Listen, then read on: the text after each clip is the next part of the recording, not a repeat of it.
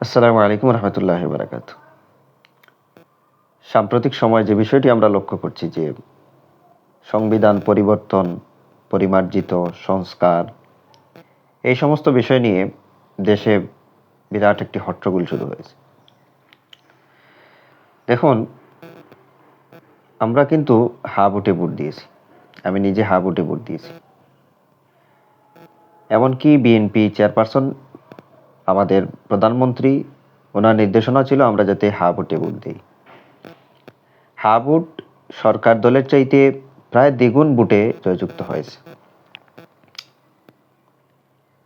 কিন্তু এখন এই সমস্যাটা, এই সংকট কেন এসে, এই অনৈক্যের সংকট কেন এসে দেখা দিল?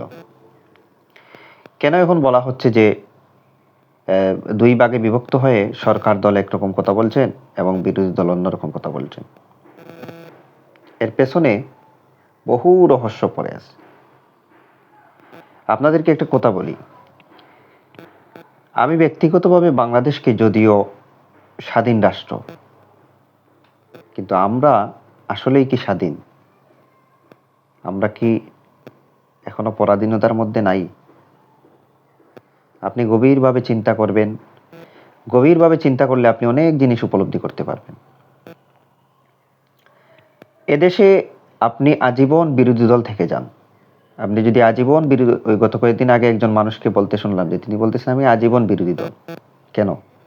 আজীবন বিরোধী দল কিন্তু জনগণের থাকে, সেটা হোক আওয়ামী লীগ হোক, সেটা বিএনপি হোক, সেটা জামাত হোক, সেটা জমিয়ত হোক, খেলাফত হোক, এনসিপি হোক, আজীবন কিন্তু বিরোধী দল জনগণের থাকে।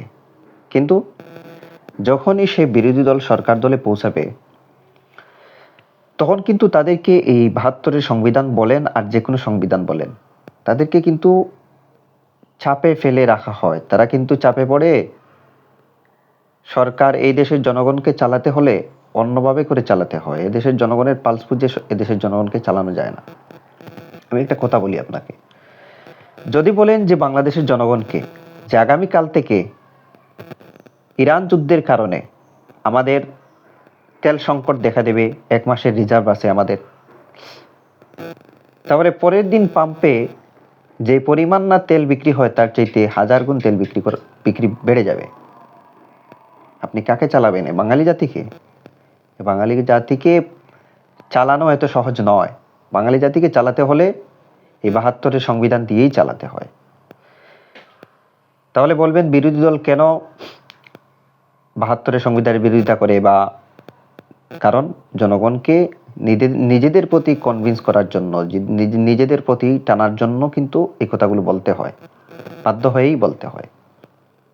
ওই যে কথায় আছে না যে একজন রাজনীতিবিদ রাস্তা দিয়ে হেঁটে যাচ্ছেন, তো কৃষকদেরকে পায়ে কাদা দেখে বলেছিলেন যে পায়ে কাদা কেন? তারা বলেছিল আমরা জমিতে কাজ করি। তখন ওই রাজনীতিবিদ বলেছিলেন যে আমি যদি নির্বাচিত হই তাহলে এই জমিগুলো সব পাকা করে দেব, তোমাদের পায়ে আর কাদা লাগবে না। তো বাঙালিকে এভাবেই আশা দিতে হয়। এটা যুগে যুগে এটাই বাংলাদেশের রাজনীতি, এভাবেই কিন্তু বাঙালিকে চালাতে হয়। দেখুন, আপনি যদি বলেন আমার 1 মাসের রিজার্ভ আছে, আপনারা প্রতিদিন কোনো যুদ্ধ কি 1 মাসের চাইতে দীর্ঘায়িত হয়? এবং 1 মাসের ভেতরে কি সরকার চাইলে অন্য দেশ থেকে তেল আনতে পারবে না? অবশ্যই পারবে। কিন্তু বাঙালি করবে কি? বাঙালি কিন্তু ওই 1 মাসের রিজার্ভ একদিনে তার ঘরে নিয়ে রিজার্ভ করে রেখে দেবে। এ হচ্ছে আমাদের সমস্যা। এজন্য আজকে যারা বিরোধী দল, তারাও যদি রাষ্ট্র ক্ষমতায় যান, তাহলে তারাও চাইবেন এভাবেই চালাতে। আর যদি না চান তাহলে বাঙালিকে পরিচালনা করা সম্ভব নয়, বাঙালিকে চালাতেই পারবেন না। তারা কিছুদিন পরে ফেল করবেন এবং সরকার থেকে নেমে যেতে হবে। তারা যদি আসলেই জনগণ তাদেরকে ভালোবাসতো, তাহলে তো জনগণ তাদেরকে নির্বাচিত করত। কিন্তু জনগণ তো তাদেরকে নির্বাচিত করে নাই। এর মানে কি বুঝলেন? জনগণ কিন্তু হা ভোটে আবার কত % ভোট দিয়েছে?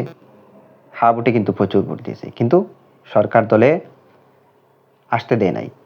তাহলে এখানে প্রশ্ন জাগে যে ইঞ্জিনিয়ারিং অথবা এই সেই প্রেসক্রিপশন এই সেই, তাহলে বাস্তবতাটা তো মেনে নিতে হবে। যে বাস্তবতা যদি আপনি বলেন ইঞ্জিনিয়ারিং, যদি মনে করেন ইঞ্জিনিয়ারিং হয়েছে, তো ইঞ্জিনিয়ারিং ঠেকাতে পারেন নাই কেন? এটা সম্ভব নয়। যদি বলেন অন্য কোনো দেশের প্রেসক্রিপশনে এখানে ডিপ স্টেট হয়েছে, তো আপনি ঠেকাতে পারলেন না কেন? ঠেকানো সম্ভব নয়। কিন্তু বাহ্যিক বাস্তবতা যেটা, যে সরকার কিন্তু জনগণের ভোটেই নির্বাচিত হয়ে রাষ্ট্র ক্ষমতায় এসেছে, তাহলে জনগণ কিন্তু এই সরকারকেই চায়। এখন এই সরকারকে কেন চাইলো? এই সরকারকে আমরা কেন চাই? কারণ এই সরকার আগে বলেছিলেন যে ৭২-এর সংবিধান ছুঁড়ে ফেলে দেওয়া হবে, পার্থ সাহেব বলেছেন, ফখরুল সাহেব বলেছেন কাটাছেঁড়া করা হবে, দেশনেত্রী বেগম জিয়া বলেছিলেন এই সংবিধান ছুঁড়ে ফেলে দেওয়া হবে। জনগণ ভেবেছিল যে এই সংবিধান ছুঁড়ে ফেলে দেওয়া হবে, কিন্তু বাস্তবতা হলো রাষ্ট্র ক্ষমতায় আসলে এই সংবিধান ছাড়া রাষ্ট্র পরিচালনা করা সম্ভব নয়। বাঙালিকে পরিচালনা করাই কঠিন। এই বাঙালি কিন্তু সরকারের জন্য হুমকি। সরকার যদি ভালো কোনো উদ্যোগ গ্রহণ করে, এই বাঙালি কিন্তু সেই সংবিধানের সেই উদ্যোগের বিরোধিতা করে। তাহলে আমাদেরকে আসলে করাটা উচিত? আমাদেরকে যেটা করতে হবে সেটা হলো আমাদের প্রত্যেকটি জনগণকে ধরে ধরে কালচারাল পরিবর্তন আনতে হবে, মানসিক পরিবর্তন আনতে হবে। এটা শুরু হয়ে গেছে, এটা ধীরে ধীরে শুরু হয়ে গেছে। দেশের মানুষ, সময় লাগবে। পরিবর্তন হতে শুরু হয়েছে মানে তার মানে যে পরিবর্তন হয়ে গেছে এমনটি নয়। এখনও দেশের সংখ্যাগরিষ্ঠ মানুষ সেই পুরনো কালচারেই রয়ে গেছে। তাহলে আমাদেরকে ইয়াং জেনারেশন, আগামী প্রজন্মকে ধীরে ধীরে ধীরে ধীরে সময় বাই সময় তাদেরকে পরিবর্তন করতে হবে। কিভাবে? দাওয়া, দিনের প্রচার প্রসার, এবং তাদেরকে এই পৃথিবীর উন্নত দেশগুলোর যে কালচার, যে চরিত্র, সেগুলো তাদের মধ্যে ধীরে ধীরে ঢুকাতে হবে।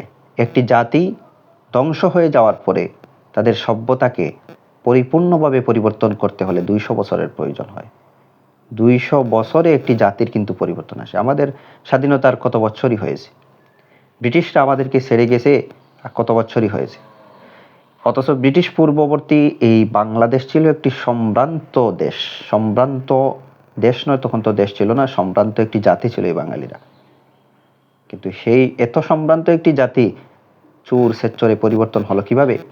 সময়ে সময়ে আমাদেরকে অভাব অনটন দুর্ভিক্ষ পেয়ে পেয়ে আমাদেরকে চুর সেচ্চরে পরিবর্তন করেছে। তাহলে 200 বছর পরে এই বাংলাদেশের মানুষ নতুন করে ভাবতে শিখবে, নতুন কিছু শিখবে। কিন্তু এখন যে নাই তেমনটি না, এখন অনেক মানুষ পরিবর্তন হতে শুরু করেছে। তাহলে সময় সময় পরিবর্তন হলে পরে সরকার যদি এখন যদি বিএনপি সরকার চায় যে বাংলাদেশের মানুষকে কিছু দেবে, সেটা সম্ভব নয়। বাঙালি জাতিই সে সরকারকে ফেলে দেবে। বাঙালিকে চালানো ভাই এত সহজ নয়। বাঙালিকে চালাতে হলে বাঙালি সংস্কৃতি দিয়ে চালাতে হয়, বর্তমান সংস্কৃতি দিয়েই তাকে চালাতে হয়। যে বুঝার সে বুঝে গেছে, যারা বুঝার নয় তারা লাফালাফি করবে। তবে একটি কথা বলি, যে বিরোধী দল তারা তো বিরোধিতা করছেন, ঠিক আছে। এই যে এনসিপি বলেন বা আন্দোলনের পরে তারা কেন বিপ্লবী সরকার গঠন করলেন না? কোনো কারণেই তো বিপ্লবী সরকার গঠন করেননি, যে কোনো একটি কারণ তো ছিল। বিপ্লবী সরকার চাইলে তো গঠন করা যেত, কিন্তু তারা অন্তর্বর্তী সরকারে কেন গেলেন? পরিস্থিতি, প্রেক্ষাপট সবই তো অনুকূলে ছিল। তাহলে তাদের এখানে কোনো না কোনো উপকার, কোনো না কোনো ফায়দা তারা দেখেছেন। সেই ফায়দা দেখার ফলেই কিন্তু এখন তো লাফাচ্ছেন, এই করব সেই করব, কিন্তু তখন কেন এগুলো করেন নাই? বলবেন এই পরিস্থিতি ছিল, সেই পরিস্থিতি ছিল। ঠিক একই কথাই তো বিএনপিও বলছে, যে সাংবিধানিক সমস্যা দেখা দেবে, জটিলতা দেখা দেবে, এই জন্য আমরা এখন করছি না, আমরা এটা সংস্কার করব না, আমরা সংযোজন বিয়োজন করব। তারাও তো কিন্তু ভাই রাষ্ট্র চালাতে হবে। তারা এখন সংবিধানে হাত দিলে পরবর্তীতে তারা নিজেরাই বিপদে পড়বেন। সাংবিধানিক মারপেসে তারা আবার বিপদে পড়বেন। তা আপনারা যেভাবে লাভ লসের হিসাব করেছেন, তাদেরও তো লাভ লসের হিসাব করার প্রয়োজন আছে। ঘুরে ফিরে একই কথা, যে বাঙালি সবসময় নিজের সুবিধা দেখে, নিজের ফায়দা দেখেই চলে। তাহলে পৃথিবীতে 20 কোটি মানুষের, এত ছোট্ট দেশে 20 কোটি মানুষ কোথায় আছে? 20 কোটি মানুষের মধ্যে 10 কোটি মানুষ যদি ইনসাফ প্রতিষ্ঠার জন্য জীবন দিতে প্রস্তুত হয়ে যায়, 10 কোটি মানুষ কি মরে যাবে? মরবে না, কিন্তু এদেশে ইনসাফ প্রতিষ্ঠিত হয়ে যাবে। কিন্তু বিষয় তো সেটা নয়। বাঙালি যেখানে 1 পয়সা নিজের উপকার দেখবে, নিজের লাভ দেখবে, সেদিকেই সে হাঁটবে। এটাই বাঙালি, এটাই বাঙালির সংস্কৃতি, এবং এটাই বাঙালির সংজ্ঞা। অতএব আমাদেরকে কালচারাল পরিবর্তন আনতে হবে।